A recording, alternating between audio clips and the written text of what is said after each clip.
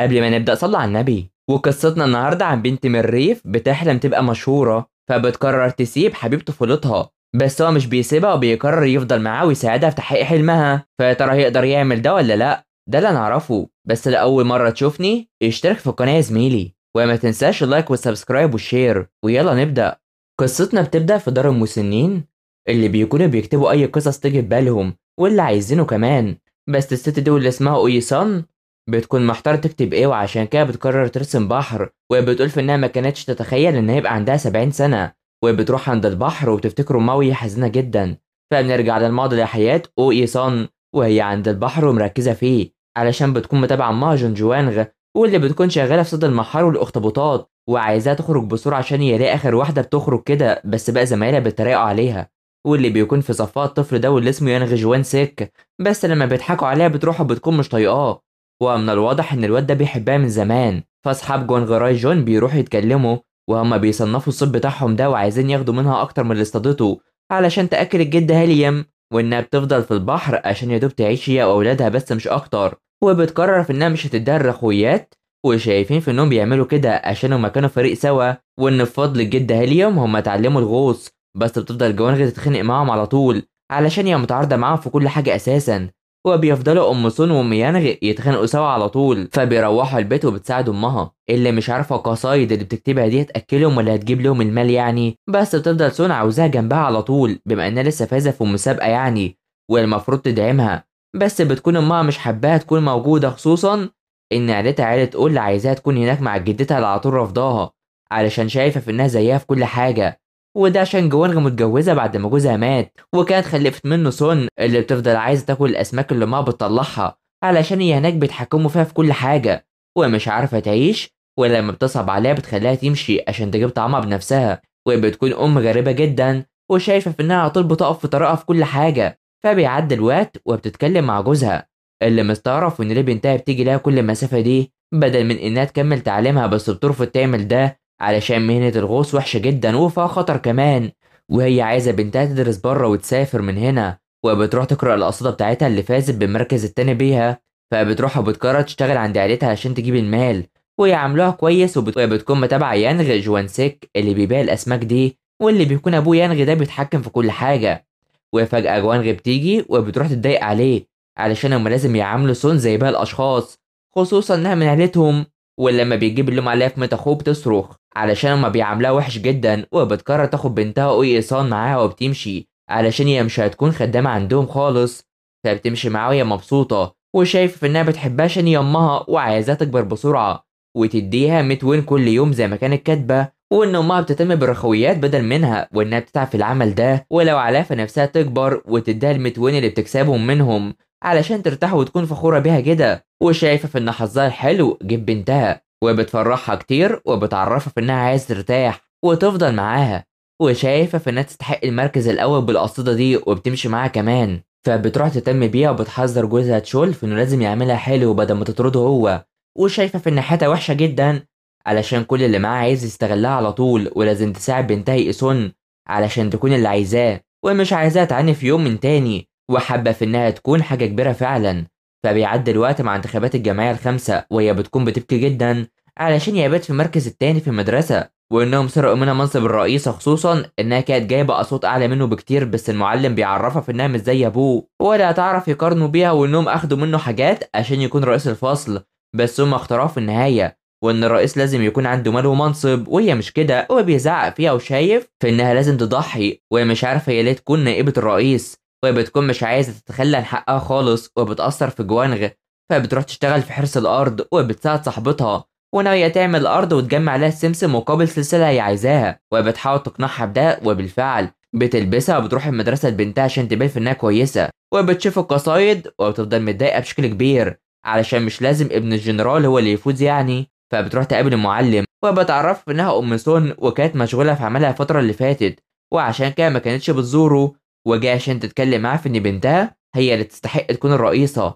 فبتمشي مع بنتها وعايزة تعرف ايه اللي حصل، وعشان كده بتفتكر ان المعلم بيتشرط عليها في انها تجيب له المال على طول واللي بيطلب منها حاجات كتيرة، وعشان كده بتروح تديله حاجات كتيرة وبتهتم بيه وبين في انها لطيفة كده.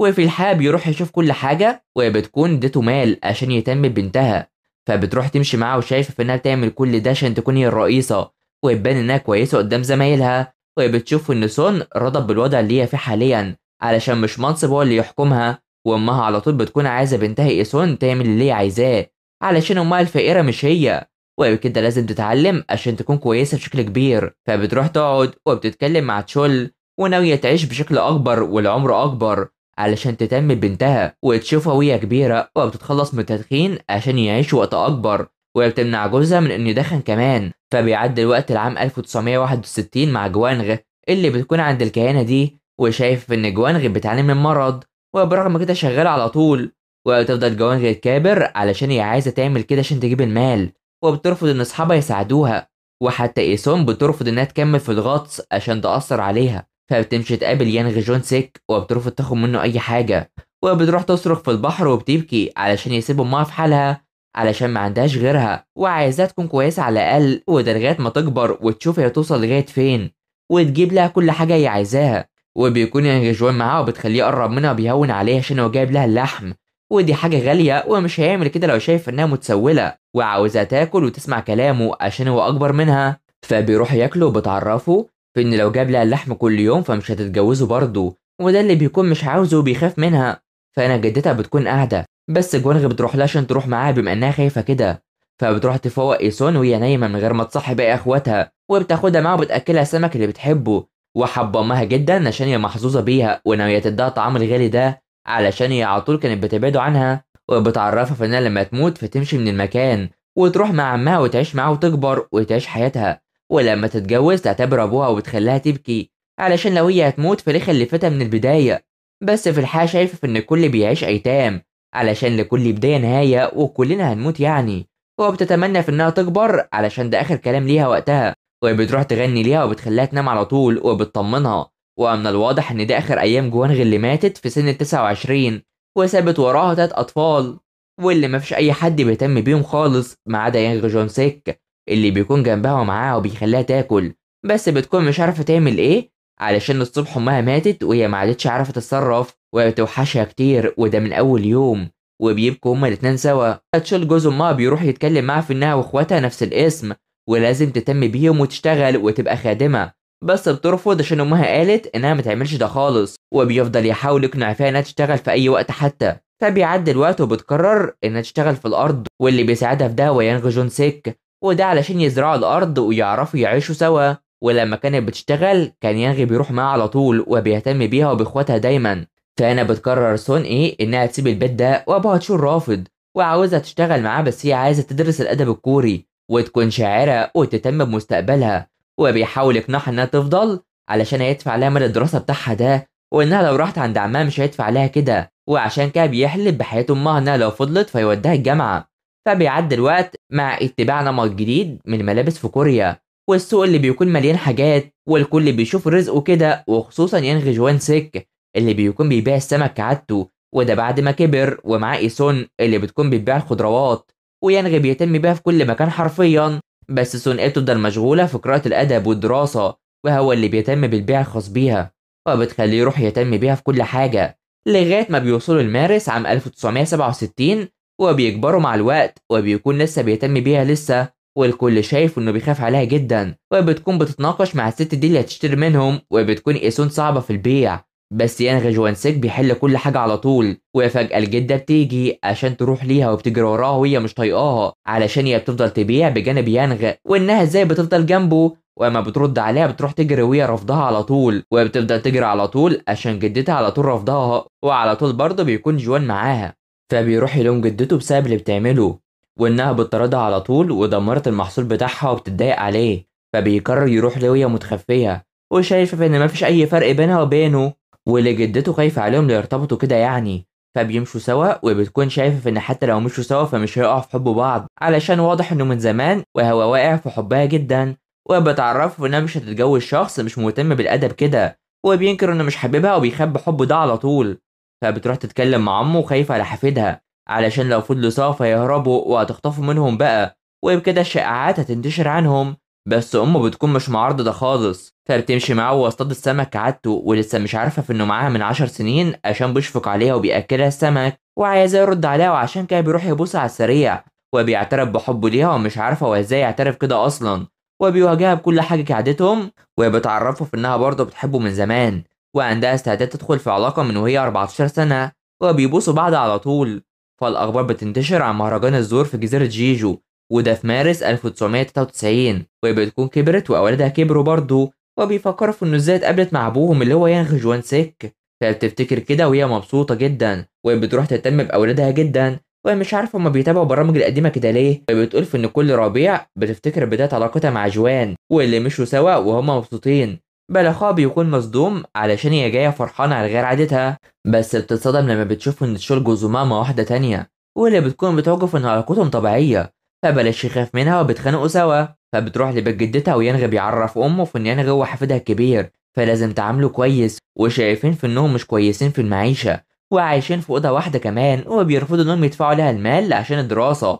وعشان كده بتروح لتشول وأوك دي اللي بتخلص من كل حاجة خاصة بأمها، وعشان كده قررت إنها تمشي من البيت، بس عايزة من تشول تكاليف دراستها، خصوصا إنه وعدها بده وكانت بتبيع له الكرنب ده من غير مقابل، فازاي يضحك عليها كده. وحرفيا بتكون مراته أوك دي ست سوسة، وبتقويها عليها وبتعرفها في إنه مش هيدفع لها أي مال علشان بيته أولى بيه، وإنه خدعها وهي الوحيدة حاليا. فبتروح ليانغ وبيعرض عليها في إنها تروح لبوسان ويدربوها ويدفعوا لها مال وتبقى تبعت لهم مال، والكل بيكون عاوز يستفاد منها بأكتر من طريقة. ودلوقتي عرفوا كلام مامها في إنها لازم تمشي من هنا، وعشان كده بترفض تشتغل في مصنع ومش حابة تكون هنا وتمشي زي ما وعدت أمها، ومهما يحاول يقنعها في إن أمها ماتت خلاص فما فيش حد هيهتم بيها، وبتبكي علشان بتفضل تفكر في أمها على طول. فبتروح تجري ليانغ جوان سيك عشان هو مش هيعرف يقف قدام جدته، علشان ابوه طلب منها تروح لبوسان عشان هم فقراء ومش هيعرفوا يصرفوا عليها خالص، ومش عارفه هي ليه ترتبط بيه، وعشان كده بيروح يقول القصيده بتاعتها واللي قالت انها تحب الراجل اللي هيقولها، بس بتفضل عايزه تدرس وتروح الجامعه، وبتلوم عشان قال لها وان يديها كل حاجه وازاي هتعيش مع واحد زيه، وبتجيب اللوم عليها وبتحضنه وبيبكوا هما الاتنين علشان مش عارفين يجيبوا اي مال ويحققوا اللي عايزينه. فبنيجي لفبراير عام 1968، وقت ما قرر في انه يهرب من مكان، وناويين يهربوا سوا هما الاتنين ويسافروا من الجزيرة، وبتودع اخواتها بتروح تجري عشان تهرب، وهم واخدين كل المال اللي ممكن يبيعوه، وسرقوا مجوهرات من جدته اللي لما تعرف اكيد هيتصدموا، وبتحذره في ان لو خايف يرجع بيته عشان لو مشوا فمش هيرجعوا من تاني، بس بيقرر يفضل معاه ويهربوا سوا علشان يعيشوا كويس ومع بعض. وبالفعل بيروحوا يسافروا من على الجزيرة، وإن من الربيع ده حياتهم كلها اتغيرت، وإنهم هربوا ومش معاهم أي بطاقة هوية، وشايفين في إنهم هاربين أساسا، ولما بيكونوا هيدوا مال بتواجهوا في إن لو مش عاجبه فيرموهم أحسن، وبتقف قصاده وبتعرف إنهم زوجين وبتمشي، وبتكون بتعرف تتصرف فعلا. فبيروح عشان يبيعوا الخواتم والمجوهرات، بس شاكة فيهم وبترفض تاخد منهم أي حاجة، وخصوصا لما بتعرف إنهم هاربين. فبيروحوا النزل وبيقولوا إنهم اتسرقوا ومش معاهم اي مال، وبيكذبوا في انهم لسه متجوزين جديد، وعشان كده بتوافق تديهم اوضه ويبقى يدوهم المال بكره وبيفرحوا. فبتروح تقعد وقلقانه علشان هو لو واجه جدته هيحصل مشاكل كتيره، وانه خايف عشان مش عايز انها تتاذى اساسا، وشايف انه تخلى عن الرياضه عشانها، وبيقرر في انه يروح يشتغل في المصنع ويتكمل دراستها زي ما هي، وبيتفقوا في انهم حتى لو كانوا بيعانوا فبلاش يبعدوا عن بعض او يكسروا قلب بعض نهائي، علشان هم حاليا في بوسان فلازم يكونوا مع بعض، وبتخليه ينام جنبها، بس بيبان في انه جعان وصاحبة المكان بتروح لهم. فتشول بيشوف ان اوك فرحانة باللي حصل لجدة جوان علشان هي اتسرقت زيها برضه، واكيد هم حاليا بيعانوا في بوسان ومش لاقيين ياكلوا، وعشان كده بتجيلهم الست دي وناوية تدور عليهم، فبتروح تعرض لهم الطعام المشهور في بوسان، ومستغربين في انه مجاني كده وعايزاهم ياخدوا على بعض بما ان دي اول ليلة فيهم في شهر العسل، في حين ان ام اوكوان بتكون رايحه تدور عليه. فبيعدي اليوم عليهم ايسون، بس بتفوقوا بيلاحظوا في ان في حاجه غريبه، وبيتصدموا انهم اتسرقوا في النزل ده وكل شنطهم اتاخدت، وحرفيا بيكونوا اصحاب المكان ضحكوا عليهم وهددوهم علشان ما يعرفوش يبلغوا الشرطه بما انهم قاصرين وهاربين. فهنا بيكون في بلاغ عنهم انهم مفقودين، وكوين بتتواصل مع الشرطه وبتدور عليهم في كل مكان. فهنا بيقع بكلامهم في انهم سرقوا الشنط بتاعتهم وبيزعقوا فيهم علشان ازاي يسرقوا كل حاجه كده منهم، وبيمشوهم بالعافيه، وده بدل ما يتغابوا عليهم، وحرفيا بيكونوا حراميه وبجحين كمان.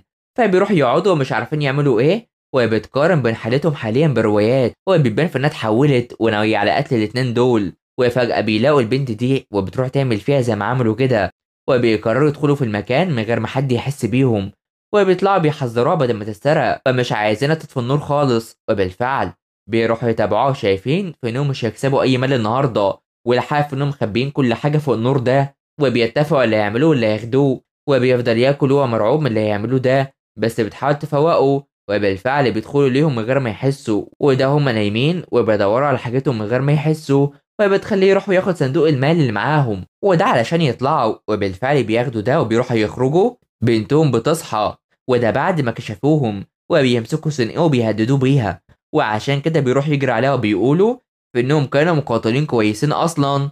والجزء بيخلص على هنا، فما تنسوش اللايك والاشتراك في القناة وتفعيل الجرس يا حلوين علشان يوصلكوا الجزء الجاي. تابعونا، سلام.